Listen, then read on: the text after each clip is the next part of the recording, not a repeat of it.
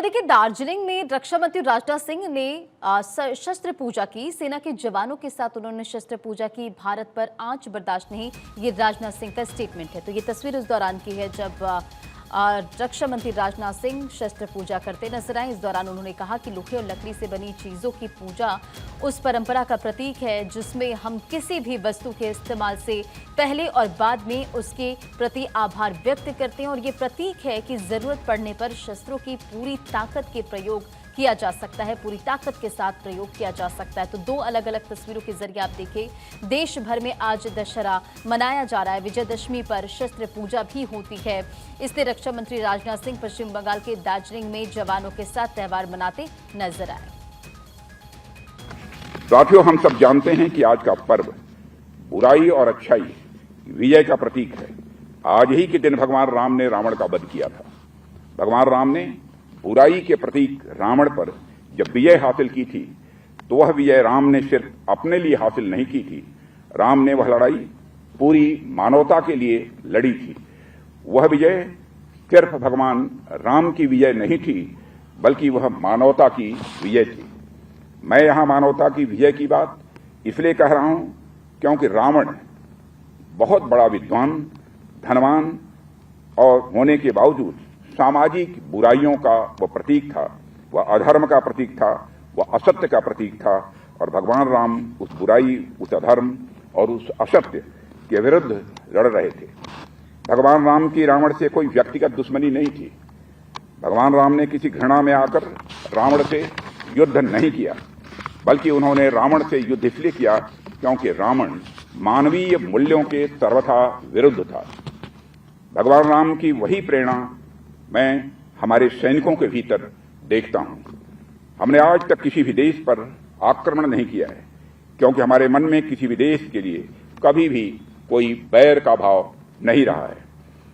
हमने तो किसी भी देश के साथ केवल तब युद्ध किया है जब उसने हमारी अखंडता और संप्रभुता का अपमान किया है, जब उसने धर्म, सत्य और मानवीय मूल्यों के खिलाफ जंग छेड़ी है। हमने किसी भी देश के विरुद्ध नफरत या घृणा से प्रेरित होकर कभी युद्ध नहीं किया है। ये हम भारतवासियों के संस्कार हैं साथियों, जो हमें विरासत में मिले हैं। हम इस अनमोल विरासत को आगे भी बरकरार रखेंगे। यह संकल्प भी विजयादशमी के पावन पर्व पर हम सबको लेने की आवश्यकता है।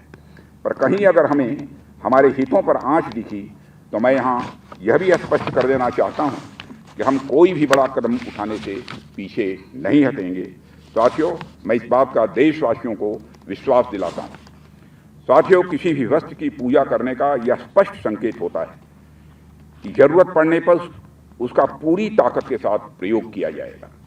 यह आयोजन आप लोगों की सतर्कता और नेशनल सिक्योरिटी के प्रति जवाबदेही को यह सूचित करता है। वैसे तो हम देख रहे हैं कि हमारी सीमाओं पर सेनाओं की मुस्तैदी के चलते कहीं किसी प्रकार की कोई घटना की संभावना दिखाई नहीं देती है। बावजूद इसके वर्तमान में जैसी परिस्थितियां चल रही हैं, पड़ोसियों की किसी हरकत की संभावना से किसी भी सूरत में इनकार भी नहीं किया जा सकता है। रक्षा मंत्रालय का उत्तरदायित्व संभालने के बाद से ही मैंने हमेशा इस बात पर बल दिया है कि ग्लोबल सिनेरियो चाहे कुछ भी हो, पर हमें अपनी तैयारियों में कहीं कोई कमी किसी भी सूरत में नहीं रखनी है। तो रक्षा मंत्री राजनाथ सिंह को आप सुन रहे थे, तमाम बातों का जिक्र उन्होंने किया और 4 अलग अलग तस्वीरों के जरिए देखिए, दार्जिलिंग में रक्षा मंत्री राजनाथ सिंह थे। टैंक की उन्होंने पूजा अर्चना की, शस्त्र पूजा की। आज दशहरा के साथ साथ शस्त्र पूजा का विशेष महत्व होता है और जवानों संग दशहरा सेलिब्रेट करते नजर आए रक्षा मंत्री राजनाथ सिंह। इस दौरान राजनाथ सिंह ने कहा कि लोहे और लकड़ी से बनी चीजों की पूजा उस परंपरा का प्रतीक है जिसमें हम किसी भी वस्तु के इस्तेमाल से पहले और बाद में उसके प्रति आभार व्यक्त करते हैं। यह प्रतीक है कि जरूरत पड़ने पर शस्त्रों की पूरी ताकत से प्रयोग किया जा सकता है।